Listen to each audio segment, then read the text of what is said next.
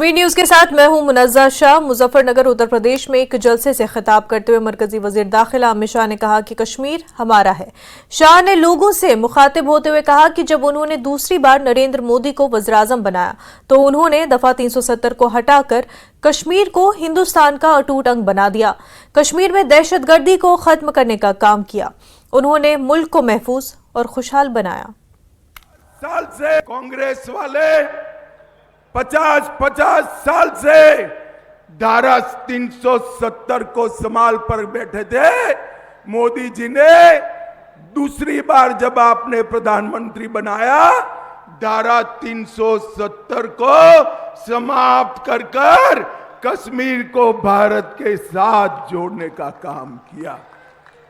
भाई और बहनों, नरेंद्र मोदी जी ने कश्मीर में से आतंकवाद को समाप्त करने का काम किया है। सर्जिकल स्ट्राइक और एयर स्ट्राइक कर पाकिस्तान के घर में घुसकर आतंकवादियों का सफाया करने का काम नरेंद्र मोदी जी ने किया है।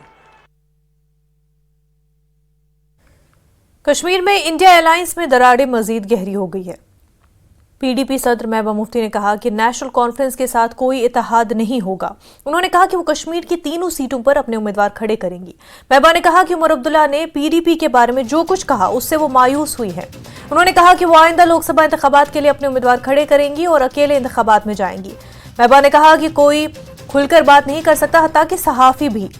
मुफ्ती ने कहा कि उमर अब्दुल्ला ने कहा है कि पीडीपी का कोई वजूद नहीं। महबूबा ने कहा कि बीजेपी ने उनकी पार्टी को तोड़ दिया, लेकिन उमर के बयान ने पार्टी कारकुनों को मायूस किया। मुफ्ती ने कहा कि तमाम एजेंसियां उनके कारकुनों के पीछे हैं, इसलिए उन्होंने महसूस किया कि उनके कारकुनान उमर अब्दुल्ला के बयान से ह्यूमिलिएट हुए हैं। जो लार्जर इंटरेस्ट है, क्योंकि आप देखिए हम किस चीज के लिए लड़ रहे हैं।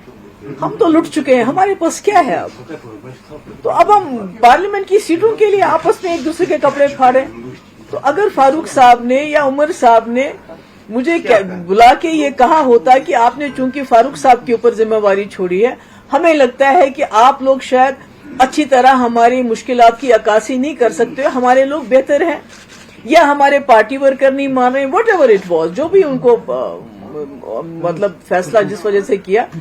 तो हम सोचते लार्जर इंटरेस्ट में ऐसा ही होना चाहिए। चलिए हम पार्लियामेंट में नहीं पहुंचेंगे, ये अगर पार्लियामेंट में पहुंच के बेहतर कारकर्दगी कर सकते हैं तो ठीक है। मगर आपने देखा जिस तरह से उमर साहब ने बाहर आके हमारे साथ बात किए बगैर, हमको एतमाद में लिए बगैर, जिस तरह उन्हें, और फैसला भी आप सब ने देखा कैसे सुनाया कि पीडीपी का वजूद ही नहीं है, पीडीपी सिचुएशन में नहीं है।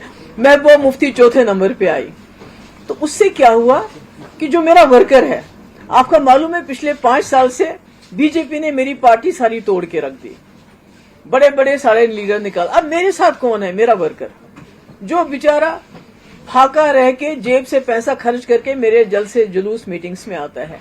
तो उसको बहुत दचका लगा जब उसने उमर साहब के वो अल्फाज सुने, तो वो दिल बर्दाश्ता हो गया, उसको बहुत तकलीफ हुई, उसका दिल टूट गया कि ये क्या कहा जा रहा है कि एक पीडीपी जिसकी 28 सीटें कुछ सालों के अंदर, जिसने नेशनल कॉन्फ्रेंस को 2 बार पावर से बाहर कर दिया, आज वो कहते हैं इनका वजूद ही नहीं है।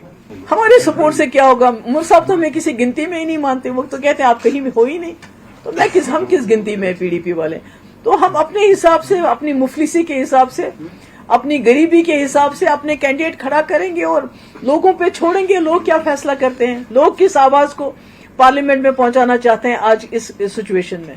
नहीं, वो अभी उसका पक्का नहीं है। मतलब जम्मू के बारे में भी हमने सोचा नहीं है, पर यहाँ के बारे में कंसल्टेशन चल रही है हमारी। मेरे ख्याल में 1-2 दिन के अंदर आपको जो है सारे जो कैंडिडेट्स वगैरह के बारे में बता दिया जाएगा।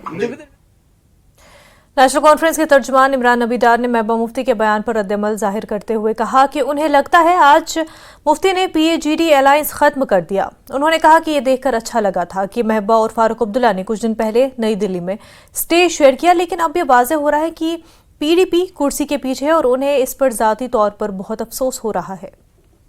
मुझे लगता है कि आज उन्होंने पीएजीडी का खात्मा कर दिया है, जबकि एक दिन पहले ही उमर साहब ने ये बात भी कही थी कि महबूबा जी और फारूक साहब जब उन्होंने स्टेज शेयर किया इंडिया अलायंस मीटिंग का दिल्ली में, तो ये तासुर हम सबको गया कि इंडिया अलायंस इंटैक्ट है। अब उन्होंने फैसला लिया है तो ठीक है, बट ये या आपको ये भी देखना पड़ेगा कि ये सब चीज़ें जो है, क्या हम इस अलायंस में पीएजीडी या इंडिया अलायंस के अगर हम हिस्से बने थे, हमारा मकसद क्या था? हमारा मकसद सिर्फ सीट शेयरिंग का था? हमारा मकसद सिर्फ पावर था या कुर्सी था? ये तो अब अयान हो गया कि पीडीपी को कुर्सी चाहिए थी। नहीं तो हमने उनको बोला था कि अगर हमने कैंडिडेट्स डिक्लेयर किए हैं तो उनको सपोर्ट करना चाहिए था नेशनल कॉन्फ्रेंस के कैंडिडेट को, अगर वो आइडियोलॉजी पे इस अलायंस में थे।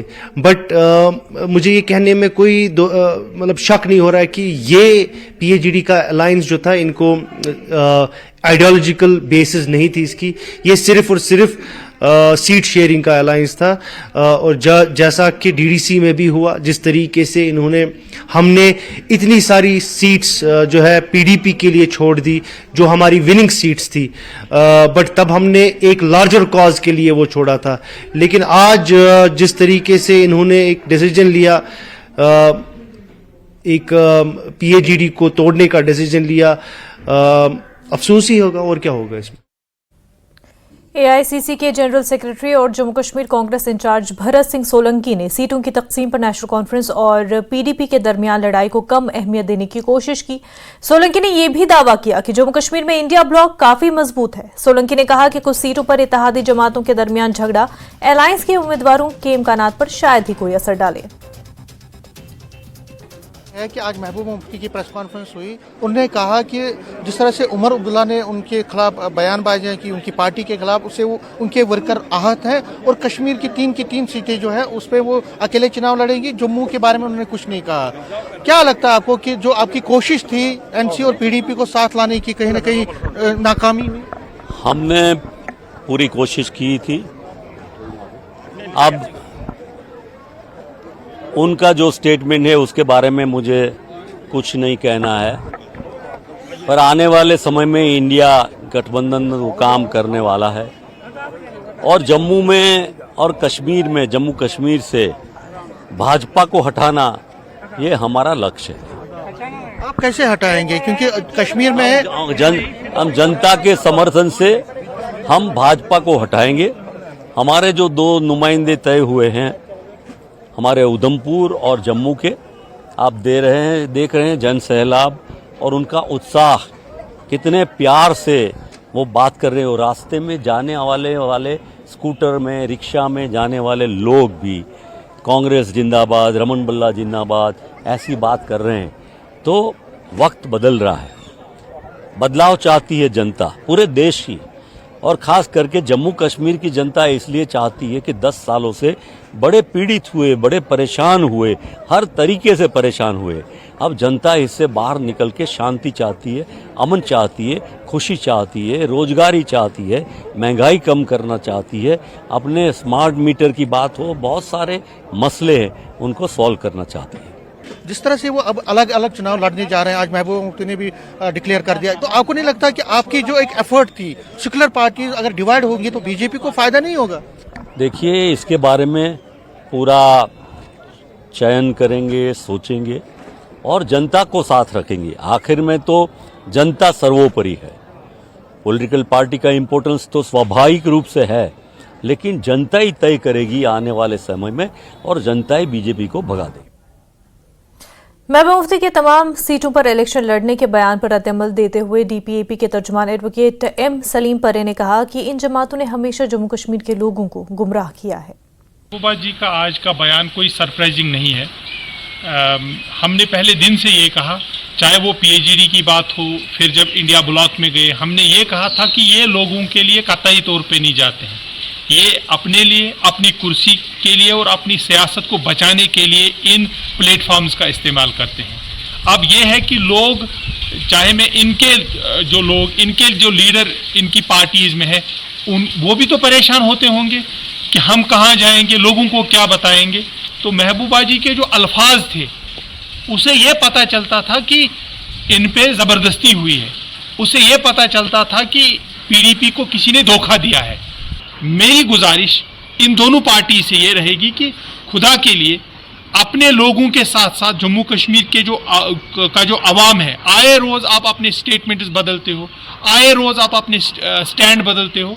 खुदा के लिए यहाँ के लोग ऑलरेडी सियासत के बहुत बड़े और बहुत बुरे शिकार हो चुके हैं।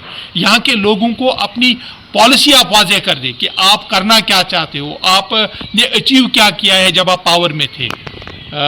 मेरे नज़दीक आज का जो स्टेटमेंट है इट इज़ नॉट सरप्राइजिंग। हाँ, एक ज़रूर ये है कि ये दो पार्टीज़, ये दो लीडर, चाहे वो उमर साहब हो या महबूबा जी हो, ये क्लियर करें कि सच कौन बोल रहा है और झूठ कौन बोल रहा है। अस वन तो मेहरबानी कर तरबाज को। पीडीपी के आने वाले लोकसभा इंतखाबात में अकेले जाने का फैसला करने के बाद जम्मू कश्मीर यूनाइटेड मूवमेंट ने पीडीपी, नेशनल कॉन्फ्रेंस और दीगर जमातों पर सख्त तनकीद की जो गुपकार अलायंस या इंडिया अलायंस का हिस्सा है। पार्टी के चीफ तर्जुमान मोहम्मद एजाज ने कहा कि इन जमातों ने हमेशा कश्मीरियों के खून पर सियासत की और अब वो इसे दोबारा करना चाहते हैं।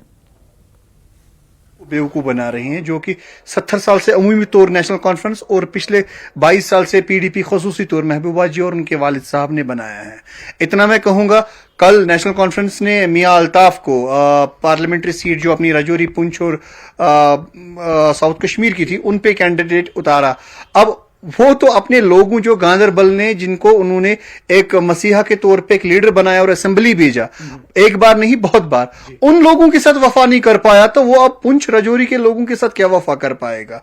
वो अपने, अगर वो गांधरबल में ही रहता और अपने लोगों के लिए डेवलपमेंटल एजेंडा के लेके पार्लियामेंट में जाता तो मैं कहता कि वो नहीं, बिल्कुल सही लीडर है और अपनी लोगों की तर्जुमानी करता है। वो तो वहां से उठा के उसको पुंछ राजौरी और साउथ कश्मीर में जहां उसकी साख्त नहीं है, वहां के लोगों के साथ इंटरेक्शन नहीं है, वहां के लोग क्या चाहते हैं वो पता नहीं है, तो उसको उठा के अब स्टूज बना के आगे सामने रख दिया। अब पीडीपी भी साथ ऐसा ही करेगी, कोई ना कोई कैंडिडेट उठा के जो कि एंटी पीपल होगा, जिनको लोगों की डेवलपमेंट और एजेंडा के बारे में पता नहीं होगा, उठा के लोगों के सामने रख देगी। इसलिए हम लोगों से अपील करते हैं, लोग बहुत सियाने हैं जम्मू कश्मीर के, उस ब्लॉक, उस कैंडिडेट, उस पार्टी को वोट दीजिए इस पार्लियामेंट्री इलेक्शन में जो कि उनकी at the grass root level development कर सकती है और वो जो आगे अपनी बात पहुंचा सकती है हिंदुस्तान के ऐवानों में for the long lasting result. Senior leader BJP Priya Sethi ने महबूबा मुफ्ती के उस बयान पर रद्द-ए-अमल जाहिर किया कि उनकी पार्टी लोकसभा इंतखाबात अकेले लड़ेगी। सेठी ने कहा कि बीजेपी पहले दिन से कह रही है कि ये इत्तेहाद ज्यादा दिन नहीं चलेगा और ये साबित हो चुका। उन्होंने कहा कि इंडिया अलायंस में शामिल पार्टियां अवाम के मफाद के लिए सोचने के बजाय अपने लिए सोचती है।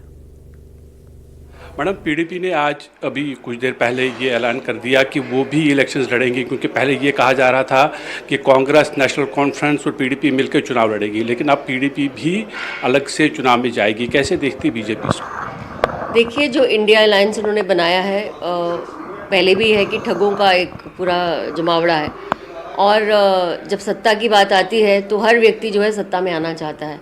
तो आज जो जिस मायने से उन लोगों ने ये चीज़ बनाई थी कि वो अलायंस करके लड़ेंगे इलेक्शन, तो कहीं ना कहीं वो फेल होती नज़र आ रही है। और अभी तो एक सीट की बात कर रहे हैं, मुझे लगता है पूरे देश के अंदर यही हाल है कि सत्ता में रहने वाले लोग जो इसको एक अपना पावर में रहने वाले लोग पावर के बाद ये जो गठबंधन भी करते हैं, कहीं ना कहीं उसमें भी कहीं ना कहीं इनका मतलब होता है और ये बेवकूफ़ जनता को नहीं बना सकते। ये ऐसे एक्ट से, इन एक्ट से ये इनकी जो अपनी छवि है वो भी लोगों में एक ऐसी जाती है कि किस तरह से वो मतलब लोगों के साथ फूल करके कभी अपना मतलब हो तो इकट्ठे हो जाते हैं, कभी गुपकार अलायंस बनाते हैं, कभी कांग्रेस के साथ मिलकर जो पूरे इंडिया के अंदर जो आपकी इंडिया अलायंस बनाया उन्होंने। मुझे लगता है कि कहीं ना कहीं फ्रस्ट्रेशन भी है और पावर में वापस रिटेन करने का इनकी मंशा है। जिस तरह के हालात बन रहे हैं जम्मू कश्मीर के, हम खास तौर पे अगर बातचीत करेंगे, जब अगर नेशनल कॉन्फ्रेंस और पीडीपी और जो अलग अलग से चुनाव लड़ते हैं कश्मीर वैली के अंदर, तो बीजेपी को कितना फ़ायदा हो सकता है? बीजेपी को आपको लगता है कि ये बीजेपी के लिए एक नेक शुगुन है? मुझे लगता है कि जिस तरह से भारतीय जनता पार्टी ने काम किया है, जिस तरह से हमारे लोगों ने, हमारे नेताओं ने काम किया, हमारे प्रधानमंत्री श्री नरेंद्र भाई मोदी जी ने काम किया, अमित शाह जी, हमारे एलजी साहब ने जो काम किया है, निचले लेवल तक जाके एक डेवलपमेंट का आगाज़ दिया है। आपने देखा जब से मोदी जी ने होल्ड लिया है पूरे जम्मू कश्मीर के अंदर 370 को एब्रोगेट किया है, एक शांति का माहौल है, एक ऐसा सुकून का माहौल है जो आज के बाद 70 साल के बाद कहीं ना कहीं हम लोगों को नसीब हुआ है। एक ऐसा माहौल बनाया है, मुझे लगता है लोग बहुत समझदार हैं और भारतीय जनता पार्टी के पक्ष में जो है लोग वोट करेंगे। नेशनल कॉन्फ्रेंस के नायब सदर उमर अब्दुल्ला ने रावलपुरा श्रीनगर में कारकुनों की मीटिंग से खिताब किया। उन्होंने कहा कि इस बार सख्त मुकाबला होगा क्योंकि बहुत सी पार्टियां लड़ रही हैं, लेकिन उम्मीद है कि एनसी जीत दर्ज करेगी। उमर ने कहा कि एनसी ने इस मिट्टी के लिए कुर्बानियां दी हैं और आइंदा भी देती रहेंगी। उमर अब्दुल्ला ने कहा कि पार्लिमानी बोर्ड फैसला करेगा कि बारामुल्ला से कौन मैदान में उतरेगा। उमर ने यह भी कहा कि अगर पीडीपी ने तन्हा इलेक्शन लड़ने का फैसला किया है तो ये उनका फैसला है।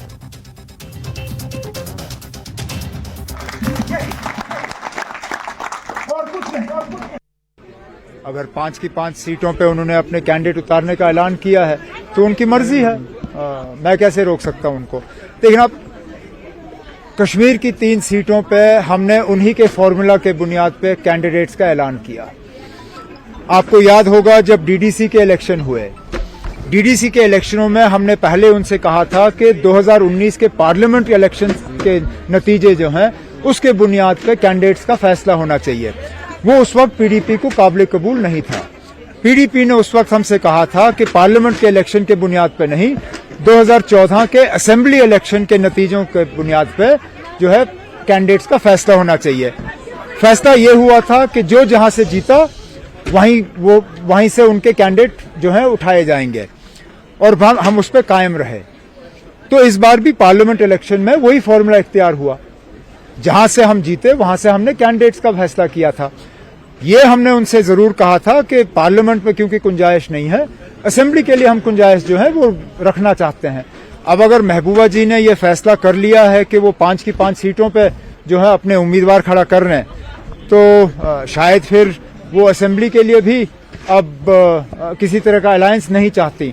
अगर ऐसा ही है तो फिर मैं क्या कह सकता हूँ। हमने तो दरवाजा खुला रखा था, अब अगर उन्होंने वो दरवाजा बंद किया है तो वो हमारा कसूर नहीं है। पीपुल्स कॉन्फ्रेंस के चेयरमैन सज्जाद गनी लोन ने हंदवाड़ा में एक प्रेस कॉन्फ्रेंस से खिताब करते हुए कहा कि इक़्तिदार में आने पर वो 1987 की धांधली में मुलविस तमाम अफराद के खिलाफ FIR दर्ज करने के लिए दरख्वास्त देंगे। लोन ने कहा कि इस वजह से मिलिटेंसी को जन्म मिला और कश्मीर में हजारों मासूम अफराद को कब्रिस्तान पहुंचाया गया। लोन ने कहा कि वो कश्मीरी टीम है और चाहते हैं कि लोग जान लें कि बीजेपी के दौरे हुकूमत में उमर अब्दुल्ला वजीर और पोस्टर बॉय थे। लोन का कहना था कि उनके वालिद अब्दुल गनी लोन कभी भी किसी मिलिटेंट ग्रुप की तश्कील में मुलविस नहीं थे। लोन ने यह भी कहा कि उनकी पार्टी ने लोगों की जिंदगियां बचाने में अहम किरदार अदा किया है। लोन ने कहा कि इंजीनियर अब्दुल रशीद, शबीर शाह, यासीन मलिक समेत तमाम सियासी रहनुमाओं को इंसानी बुनियादों पर रिहा किया जाना चाहिए। अब अगर मैं नेशनल कॉन्फ्रेंस के बयानात देखूं तो लगता है कि जितना भी प्रॉब्लम जम्मू कश्मीर में वो मेरी वजह से है या मेरे वालिद मोहतरम की वजह से है। लेकिन 28 साल पार्लियामेंट मेंबर इनके वहां रहे, 32 साल हुकूमत लड़ने की, मिलके ये 60 साल होते हैं। ये 60 साल का जवाब तो देना पड़ेगा। 7 साल में लोग मरे हैं, यहाँ हर गांव में कब्रिस्तान। 60 साल में हजारों लोग PSA में अंदर गए, कहीं ने 20-20, 25-25 साल के बाद छोड़े, जेल से छूटे। उनका जवाब कौन देगा? मैं दूंगा क्या? जवाब ये देंगे, न मैं A टीम हूं न मैं B टीम हूं, मैं कश्मीरी टीम, मैं कश्मीरी हूं। कश्मीरी देखिए, यहां पिछले 30 साल में हजारों लोग मर गए, जेल गए, जालिम और मजलूम 2 थे। मैं अपने आप को मजलूम मानता हूं। मैं जेल गया, मैंने इंट्रोगेशन खाया। मैं उमर अब्दुल्ला से पूछने वाला चाहता हूं, वो जुल्म करने वालों में था या कि उस पर जुल्म हुआ? वो जेल गया, इंट्रोगेशन लिया।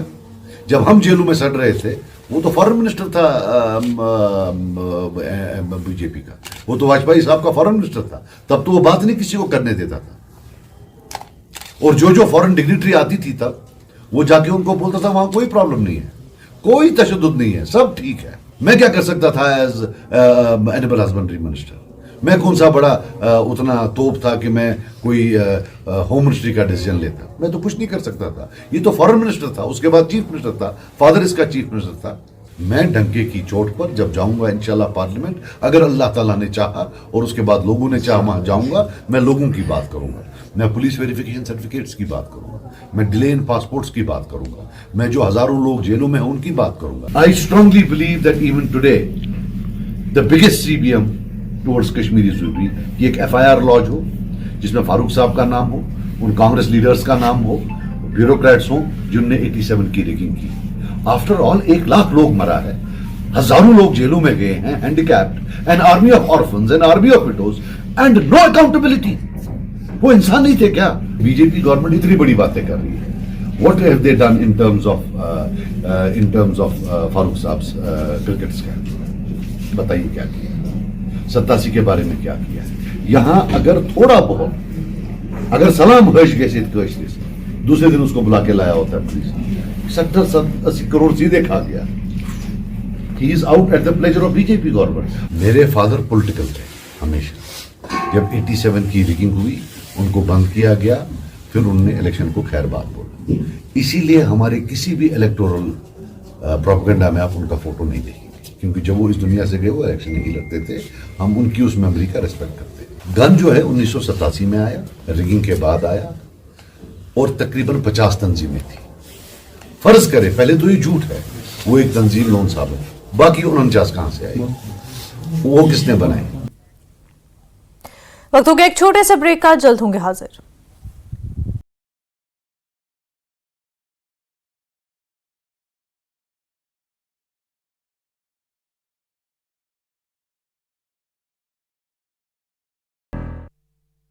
आप अगर में अवैध असला फैक्ट्री का पर्दाफाश, अवैध असलहों के साथ बंदूक बरामद, 3 आरोपी भी अरेस्ट। गाजीपुर में 25,000 की रिश्वत लेते SI गिरफ्तार, सादात थाने में तैनात है घूसखोर SI Aftab Ahmed, Varanasi anti corruption team ने किया अरेस्ट। कुशीनगर में पुलिस और बदमाशों के बीच मुठभेड़, 2 बदमाश के पैर में लगी गोली, अस्पताल में भर्ती। गाजीपुर में चोरी की 5 स्कॉर्पियो बरामद, 2 चोर भी गिरफ्तार, चाड़ीपुर मोड़ से गिरफ्तारी।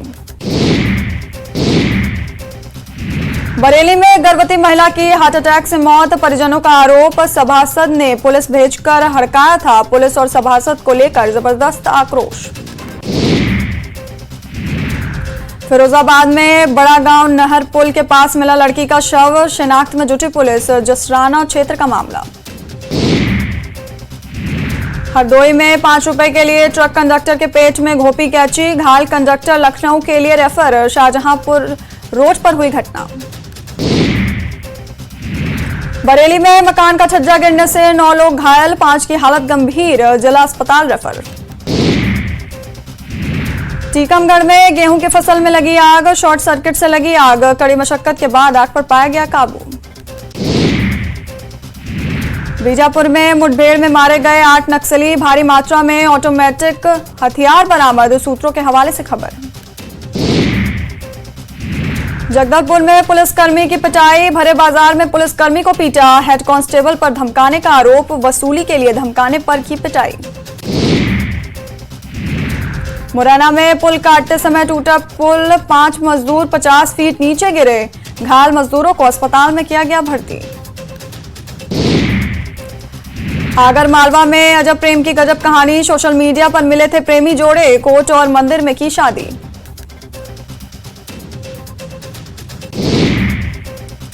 शाहजहांपुर में युवती ने फांसी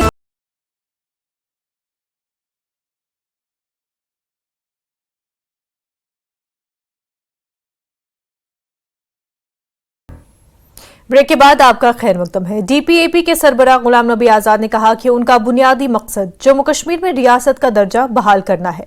आजाद ने कहा कि उन्होंने राज्यसभा में जम्मू कश्मीर की नुमाइंदगी की है और अब वक्त आ गया है कि रियासती हैसियत की बहाली, बिजली के बहरान और बुनियादी तौर पर आर्टिकल 35A जैसे मसाइल की वो नुमाइंदगी करें। अपनी पार्टी और पीपल्स कॉन्फ्रेंस के साथ इत्तेहाद पर आजाद ने कहा कि बातचीत होती रही लेकिन कुछ भी हासिल नहीं हुआ। देखो, पहले तो मेरा कोई इरादा नहीं था लड़ने का, लेकिन हमारे जितने भी साथी थे, चाहे वो साउथ कश्मीर के थे या पीर पंचाल के थे तो उन्होंने कहा कि अगर जीतने के लिए लड़ाई लड़नी है तो फिर आपको लड़ना पड़ेगा। और फिर एक बात मेरे जहन में थी जो कि अभी भी है, असेंबली इलेक्शन आज से 10 साल पहले हुए थे। ये माना कि सुप्रीम कोर्ट ने सितंबर तक कहा, लेकिन सितंबर में भी अभी 6 महीने और कोई पता नहीं सितंबर तक क्या होता। और पार्लियामेंट के इलेक्शन आज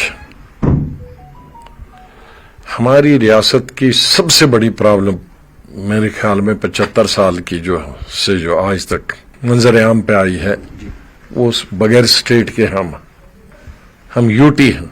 तो लोकसभा में जिस तरह से राज्यसभा में मैंने लड़ाई लड़ी थी जब 370 खत्म किया था, स्टेटहुड खत्म की थी, मैं चाहता हूं कि एक लड़ाई वो लोकसभा में भी लड़ी जाए। अभी हम अलग अलग कहानियां सुनते हैं, स्टेट होगी लेकिन वो दिल्ली के तर्ज पे होगी, पौंडीचेरी के तर्ज पे होगी, मतलब लेफ्टिनेंट गवर्नर होगा और चीफ मिनिस्टर भी होगा। वो हमें एक्सेप्टेबल नहीं है।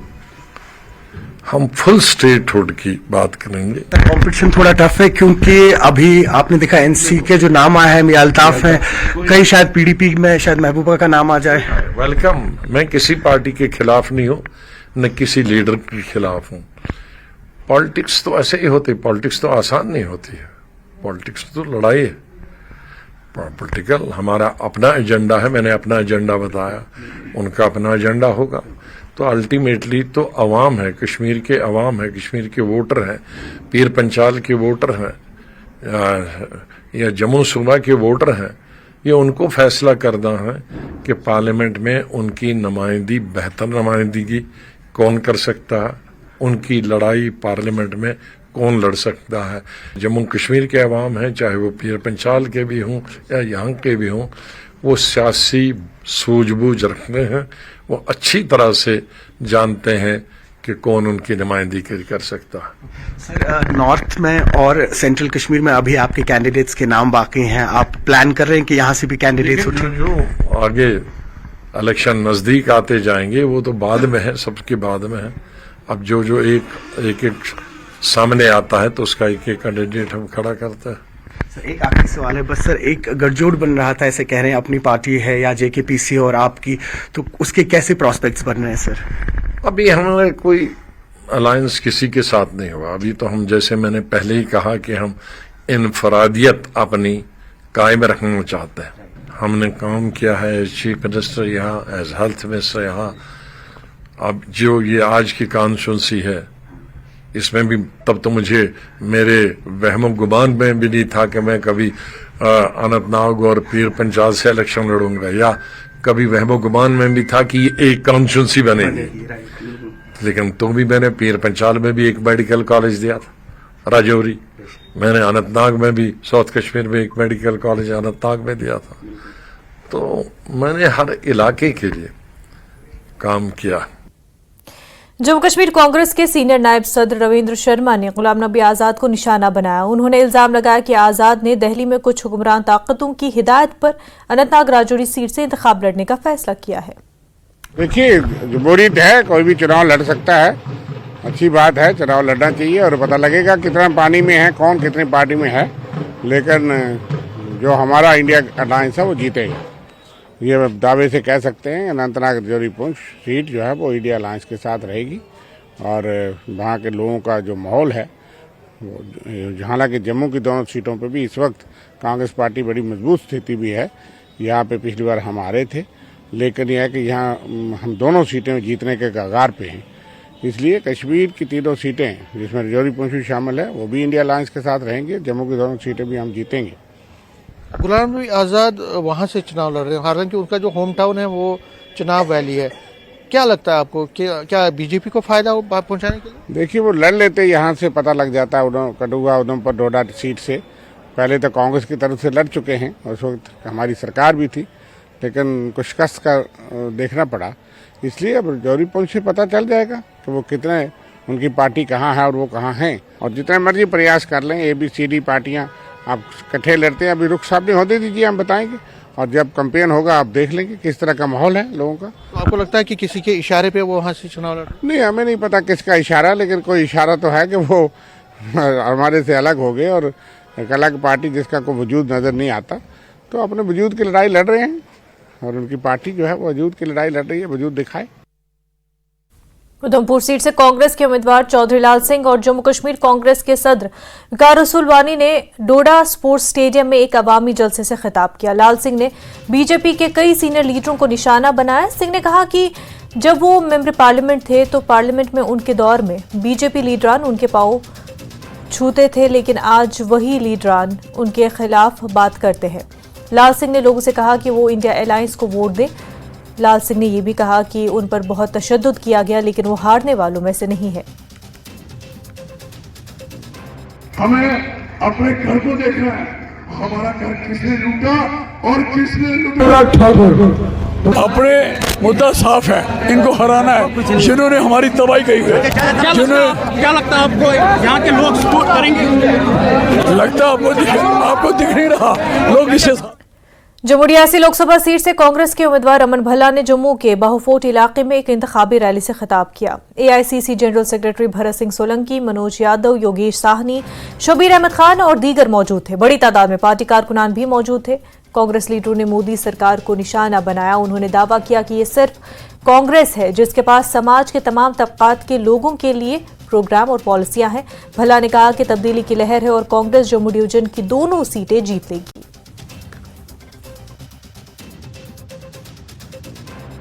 आपको कल जो आपने नामांकन पत्र भरा, हजारों की तादाद में दुनिया थी, वही एक संदेश था। और आज भी कड़कती धूप में यहाँ पे बैठे हैं।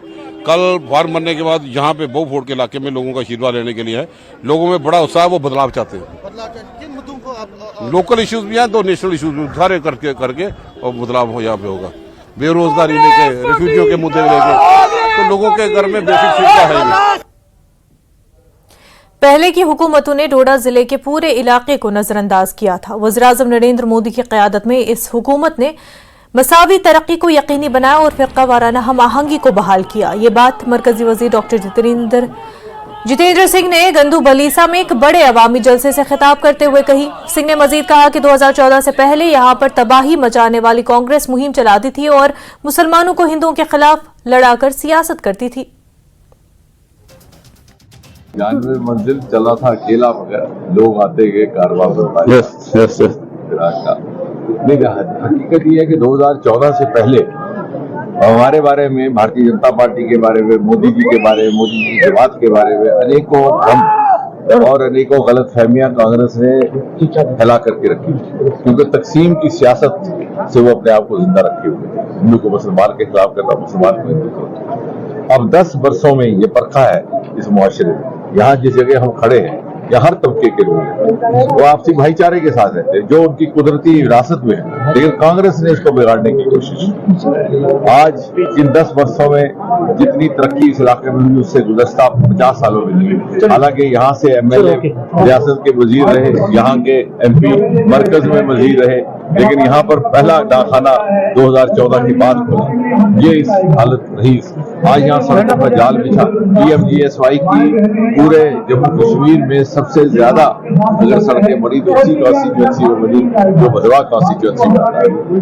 और आज जो अगर मोदी जी की स्कीमों का फायदा पहुंचा है, तो हर घर में पहुंचा बिना ये सोचे हुए कि मजहब है कि धर्म है कि जात है। अगर गैस का सिलेंडर पहुंचा तो ये नहीं पूछा गया घर हिंदू का मुसलमान का। अगर कच्चे मकान को पक्का बनाया गया तो ये नहीं पूछा कि किसका है, मजहब क्या है, धर्म क्या है। इसलिए लोगों का एक विश्वास जागा, यकीन जागा है। उन्हें लगता है कि इंसाफ पसंद निजाम सिर्फ। Director general police Jammu Kashmir RR Sohail ने सांबा डिस्ट्रिक्ट पुलिस लाइंस में जम्मू कश्मीर पुलिस के शहीद जवान दीपक शर्मा को खराज अकीदत पेश किया। ADGP Jammu zone, divisional commissioner Jammu, DC Samba, SSP Samba, SSP Kathua और दीगर आला ओहदेदारों के अलावा शहीद के अहल खाना भी मौजूद थे। GMC कठुआ एनकाउंटर में एक बदनाम जमाना गैंगस्टर हलाक किया गया था और इस एनकाउंटर में SPO अनिल कुमार जख्मी हो गए हैं।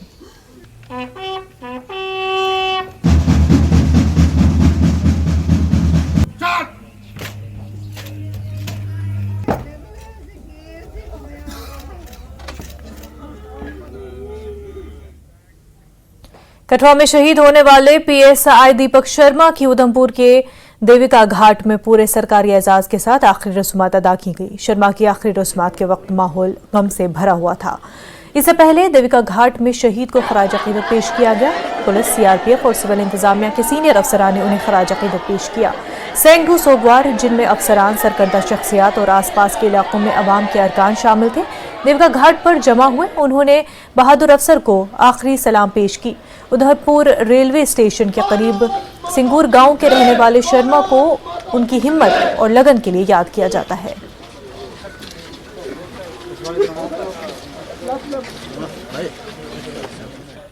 जिला गांदरबल के इलाके फतेहपुर में तेंदुए के हमले में 2 खवातीन और 1 वाइल्ड लाइफ एहलकार जख्मी हो गए हैं।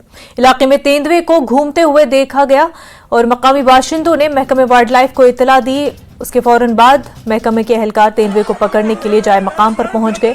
कार्रवाई के दौरान 2 खवातीन और महकमे का 1 एहलकार जख्मी हो गया।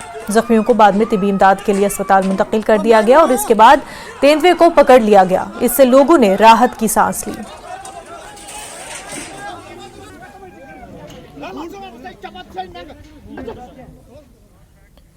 खबरों का सिलसिला आगे भी जारी रहेगा, लेकिन उससे पहले एक छोटा सा ब्रेक।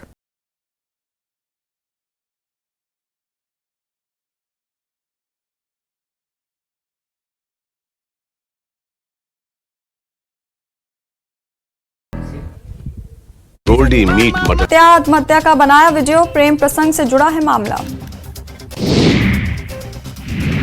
इंदौर में सिरफिरे ने महिला को दी एसिड अटैक की धमकी। रास्ता रोककर महिला से मोबाइल नंबर मांगता था आरोपी, नंबर ना देने पर दी धमकी। पेंड्रा में पेट्रोल डालकर नाबालिग को लगाई आग, किशोर को अस्पताल में करवाया भर्ती। 3 आरोपियों ने वारदात को दिया अंजाम, 3 आरोपी फरार। भोपाल के काजी कैंप इलाके में फायरिंग, आपसी विवाद में रिश्तेदारों में चली गोली, 1 युवक को लगी गोली, आरोपी को पुलिस ने किया गिरफ्तार। दुर्ग में पत्नी ने की पति की हत्या, प्रेमी के साथ मिलकर रची थी साजिश, योजनाबद्ध तरीके से घटना को दिया था अंजाम।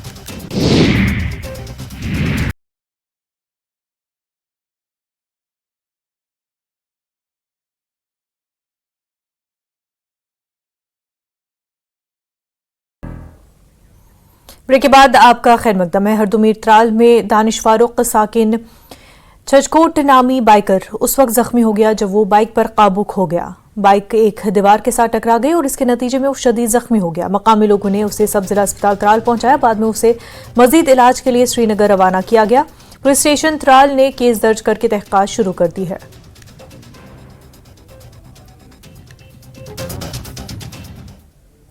पुलिस ने बदनाम जमाना आरएस पूरा कत्ल केस को हल कर लिया है और तमाम मुल्जिमान को गिरफ्तार किया गया। 23 मार्च को राकेश कुमार पर 5 लोगों ने तेज धार वाले हथियारों से हमला किया था। पुलिस ने मुल्जिम को पंजाब से गिरफ्तार करके आरएस पूरा वापस लाया है। इस कत्ल के पीछे उनके वालिद विक्रम सिंह के कत्ल का बदला लेने की दुश्मनी थी। महेंद्र, रविंद्र सिंह, रूबल और लखविंद्र सिंह दोस्त थे। इनके अलावा एक मुल्जिम बंटी वर्मा है। पुलिस ने असलहा बरामद कर लिया है। मामले की मजीद जांच जारी है।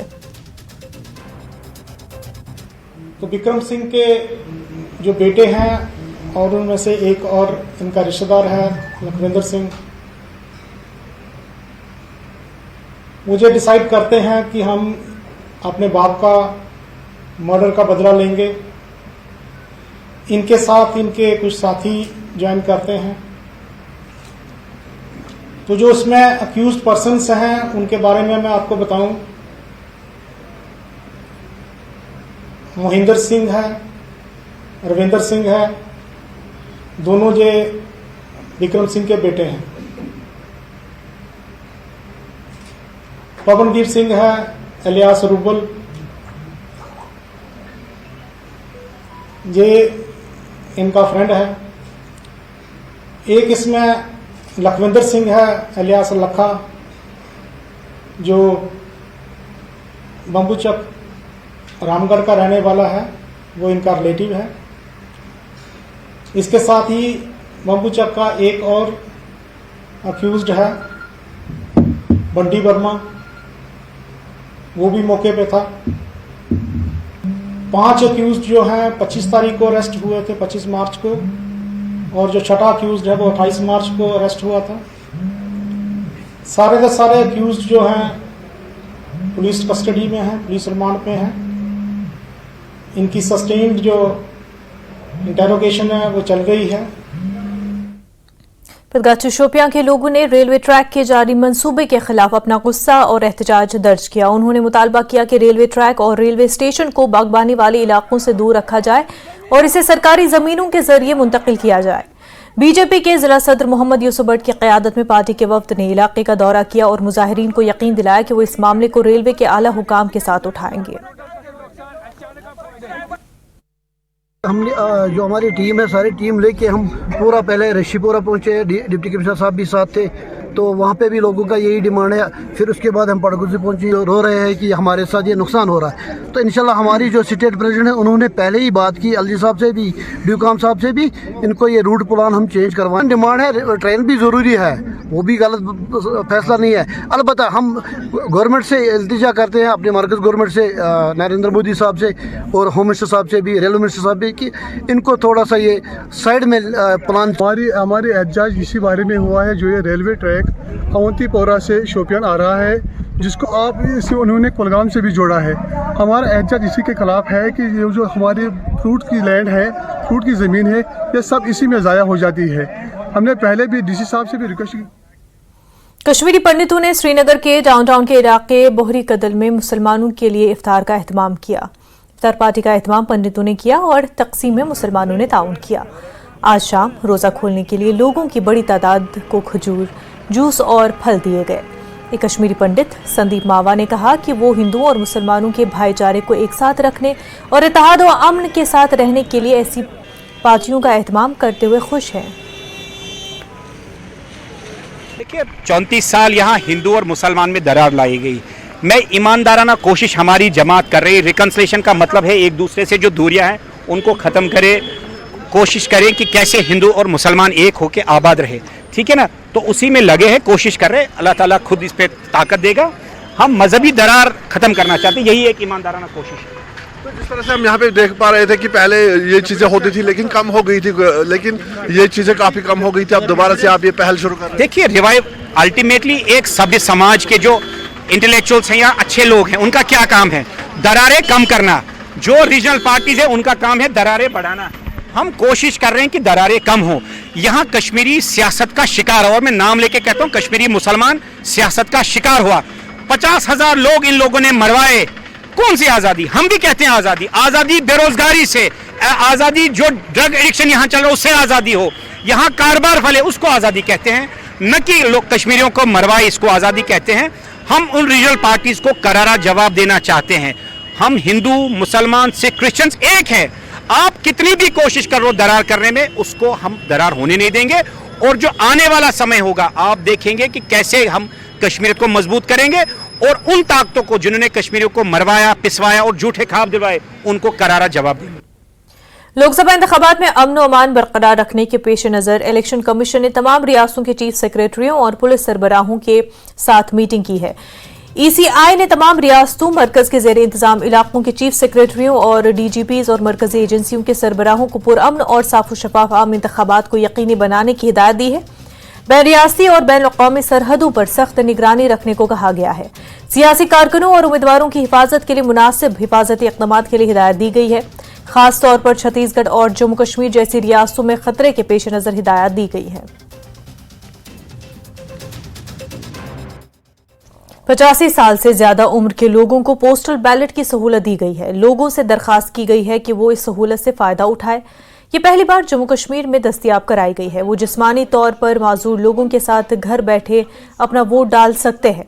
डिविजनल कमिश्नर कश्मीर विजय कुमार भदौरी ने इन बातों का इजहार किया है। उन्होंने कहा कि इस बार वोटिंग का तनासुब बहुत ज्यादा होगा।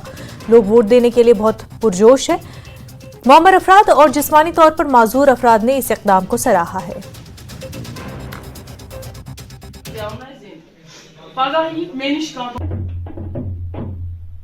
देखिए, 85+ जो लोग रहेंगे उनको पोस्टल बैलेट की सुविधा है। ये आपके माध्यम से सभी को बताना चाहता हूँ कि वो उस ऑप्शन को एक्सरसाइज करें और घर बैठे हुए, और जो भी हमारे बाकी जो फिजिकली चैलेंज लोग हैं उनके लिए भी ये व्यवस्था की जाती है, तो वो उसका पूरा फ़ायदा उठाएं। अगर वो घर से वोट करना चाहते हैं तो उनके पास जो BLO है, क्योंकि हमारे पास लिस्ट है, वो जाएगा वहाँ, वो ऑप्शन एक्सरसाइज करेंगे तो अकॉर्डिंगली उसको पोस्टल बैलेट उसके बाद इशू किया जाएगा और अकॉर्डिंगली मार्क किया जाएगा। तो आपके माध्यम से अगेन मैं कहना चाहता हूँ कि आप सबको प्लीज़ बताएं, और वोटिंग परसेंटेज में सबसे ज़्यादा से ज़्यादा होने वाली है, ये मुझे पूरा इस बार लग रहा है। से न्यूज़ आ रही है, इस बार सभी लोग उत्साहित हैं और आप सबसे फिर रिक्वेस्ट है कि जो हम कम वोटिंग परसेंटेज के लिए जाने जाते थे, इस बार हम जाने जाएंगे बहुत अच्छी परसेंटेज के लिए। सभी लोग आएँ और अच्छे से वोट करें। यमो गरस मज 85+ वोट त्रावन गरस मज, मगर अत गई यीजा पार्टी तीत एजेंट गसन सत्न क्या तथ गि धांधली तक गम कर सो धांधली क्या मुमकिन यसान सो धांधली कर, सो धांधली गसन कह। बाकी पार्टी बल फजूल द्राम क्या द्राय सारे नेशनल कॉन्फ्रेंस मज यस तह पार्टी वनकस तुम अगर हिस्ट्री पो यह सारे पार्टी द्राम नेशनल कॉन्फ्रेंस मज बागी पार्टी सजम।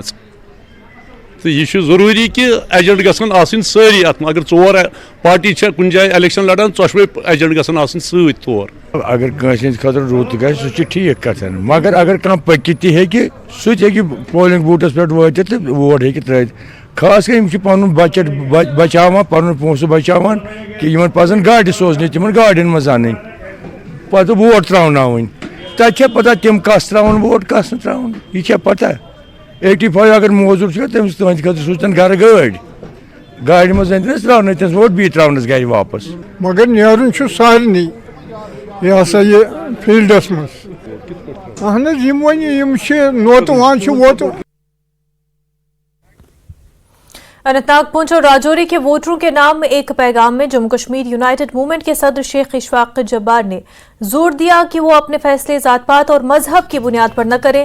जब्बार ने वोटरों पर जोर दिया कि वो मजहबी वाबस्तगी से बालातर होकर तरजीह दें। वोट डालते वक्त मेरिट, पॉलिसियों और ट्रैक रिकॉर्ड का ख्याल रखें।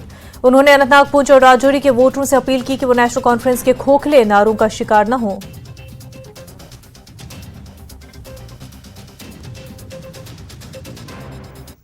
मैं अपने राजौरी अनंतनाग जो पार्लिमानी कॉन्स्टिट्यूंसी है वहाँ के भाइयों को बोलना चाहता हूँ, आप मज़हब के बुनियाद पे या कम्युनिटी के बेसिस पे वोट नहीं कीजिएगा प्लीज़। जो बाहरी ताकतें जो इन पे थोपी गई है, जो बाहर से लाए गए कुछ लोगों को और पुंछ राजौरी अनंतनाग कॉन्स्टिट्यूंसी में उनको इलेक्शन लड़ने के लिए दिया गया, तो हम गांदरबल वाले तो पिछले 40 साल से हमने ये बाहरी ताकतों को देखा जो घुसपैठ करके गांदरबल में घुसे थे और जिन्होंने 40 साल में गांदरबल को सबसे पीछे रखा और गांदरबल में एक दूसरे से उन्होंने लड़वाया एक दूसरे के साथ। तो वही वजह रही कि गांदरबल में तामीर तरक्की का जो दौर था वो बिल्कुल थमसा गया था।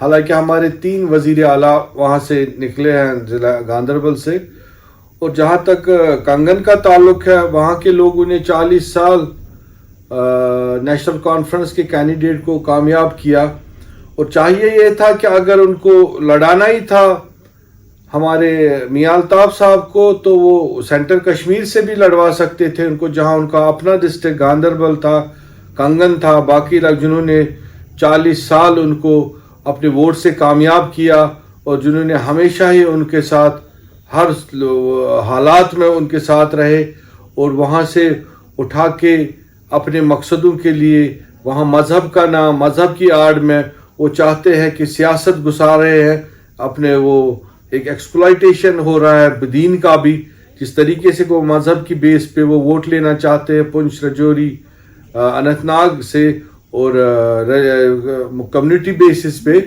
तो मुझे लगता है कि इससे क्या होता है कि जो आपका सही रिप्रेजेंटेटिव होगा, जो रियल काम करने वाला होगा, उस पे कहीं ना कहीं उनके वो सारा ज़ाया हो जाता है। नियाम साहब, पामपुर के लोगों ने इलाके में खामोश एहतजाज किया। लोगों का कहना है कि मंडकपाल से नियाम साहब तक राब्ता सड़क इंतहाई खस्ताहाली की शिकार हो गई है। चंद रोज कबल एक बस सड़क से लुढ़क गई थी, बस ड्राइवर मौके पर हलाक हो गया था। लोगों ने बताया कि अब महकमा R&B ने एक मुतबादल सड़क तामीर की, लेकिन अब इसको पुरानी सड़क से जोड़ने की जरूरत है। हमारी सड़क है ये बहुत ज्यादा खराब है। उधर आपने देखा पिछले कुछ एक हफ्ता हो गया जो ये फिरदौस अहमद हमारा भाई था जो इधर से ये स्कूल गाड़ी लेते हुए नीचे गिर गया। अगर वहाँ सड़क ठीक होती तो ये मसला नहीं पेश आता हमें। आपने देखा इनके 2 छोटे छोटे बच्चे हैं। अच्छा बनो ये हर साथ उतरिए लकुट बच्चे को मतलब गाड़ी चलावन सह गई गाड़ी बोन आ सड़क पर रूद डिफेंस की यसान पे सड़क बनोमुत नो तो अगर गवर्नमेंट तथ तूत दरखास्त डीसी सोबस तो वन वोत कार्रवाई अमिश कहें। अगर ये ठीक रोड यमो हादसा नश बचाव बोड़ बार चीज हेको ना अम सड़क हेको पकित कह अ बोड़ बार मुश्किल अपोर सान बचन तोल मगर अस बनाव नव सड़क यपर बड़ बेहतरीन सड़क अगर गवर्नमेंट मदद दी यह कम यह तीज मतलब यह सड़क तच अ तूत सख्तियत कहें मगर आवाम बचा क्या हादसा। General secretary BJP Jammu Kashmir doctor Devender Maniyal ने कहा कि नेशनल कॉन्फ्रेंस और कांग्रेस के दरमियान इत्तेहाद वाज़ेह तौर पर इशारा करता है कि ये पार्टियां बीजेपी का मुकाबला करने के लिए हाथ मिला रही है। जम्मू में उन्होंने कहा कि इन पार्टियों ने इक़्तिदार में रहते हुए अवाम के मफादात के खिलाफ काम किया और इसलिए अवाम ने इनके खिलाफ वोट दिए। उन्होंने कहा कि लोगों ने पूरे मुल्क में इंडिया अलायंस को शिकस्त देने का इरादा कर लिया है। बीजेपी के लिए आज की डेट में कहीं कोई चुनौती नहीं है। परिवारवादी लोग, भ्रष्टाचारी लोग जो यहाँ इकट्ठे हुए हैं, एक झुंड जो आया है बीजेपी के खिलाफ लड़ने के लिए, उस झुंड में जो लोग हैं उसमें मुख्यतः हमारे फारूक साहब भी हैं, फारूक अब्दुल्ला साहब हैं, जिनकी सरकार ने पूरे लगभग 60 वर्षों में यहाँ पे जो अत्याचार किए, जो जम्मू कश्मीर को इतना पीछे ले गए और जम्मू कश्मीर को भारत के साथ नहीं जोड़ने दिया, 370 को नहीं हटने दिया, उन सब के जिम्मेवार कश्मीरियों के जो हमारे आज विस्थापित हुए हैं, उन पर जो अत्याचार हुआ, उन सब की जिम्मेवारी जो है वो डॉक्टर फारूक साहब के ऊपर है। आज उनको ज़रूरत है ऐसे ही अपने जैसे लोगों के साथ जुड़ने की, क्योंकि उनकी आइडियोलॉजी मिलती है, उनके विचार मिलते हैं कि तू भी चोर, मैं भी चोर, चोर चोर मुसेरे भाई। आज वो चोर चोर मुसेरे भाई इकट्ठे होकर भाजपा के खिलाफ इकट्ठे होने की कोशिश कर रहे हैं। मैं आपको बता दूं कि एक प्रदेश में ये इकट्ठे हैं, दूसरे प्रदेश में इनके अपने अपने कैंडिडेट हैं, फिर तीसरे प्रदेश में ये फिर एक दूसरे को गाली देते हैं, फिर चौथे दिन इनके लोग एक पार्टी छोड़ के दूसरी पार्टी में चले जाते हैं। ये जो इंडिया अलायंस, जब भ्रष्टाचारियों का अलायंस है, ये एक टेम्परेरी अलायंस है और कहीं ना कहीं एक हताशा है इनके अंदर, एक डेस्परेशन है कि बीजेपी का मुकाबला कैसे करें, मोदी जी का मुकाबला कैसे करें। ये जितने भी भ्रष्टाचारी इकट्ठे हो जाएं अपने परिवार के लिए, अपने बच्चों के लिए। आज उनको लगता होगा कहीं ना कहीं मैं सीएम 3 बार रहा हूं तो उम्र क्यों ना बढ़े 3 बार सीएम, लेकिन उमर साहब ये सपना देखना बंद करें, उनके ये सपने पूरे होने वाले हैं नहीं। फारूक साहब ये सपना देखना बंद करें, उनके भी सपने पूरे होने हैं नहीं। चाहे कांग्रेस है, चाहे नेशनल कॉन्फ्रेंस है, चाहे टीएमसी है, चाहे आम आदमी पार्टी है, इन सभी पार्टियों ने जो एक भ्रष्टाचार हटाओ का नारा दिया था, आज उनका नारा जो है वो भ्रष्टाचारियों को बचाओ का नारा उसमें वो तब्दील हो चुका है। लेकिन इनको बख्शा नहीं जाएगा। जिसने देश को लूटा है वो उसको देश को वो धन, वो सारा जो नुकसान किया है उसकी भरपाई करनी पड़ेगी। कश्मीर बुलेटिन में फिलहाल इतना ही, पर प्राइम डिबेट के लिए आप बने रहिए न्यूज़ 18 जम्मू कश्मीर लद्दाख हिमाचल के साथ। आदाब।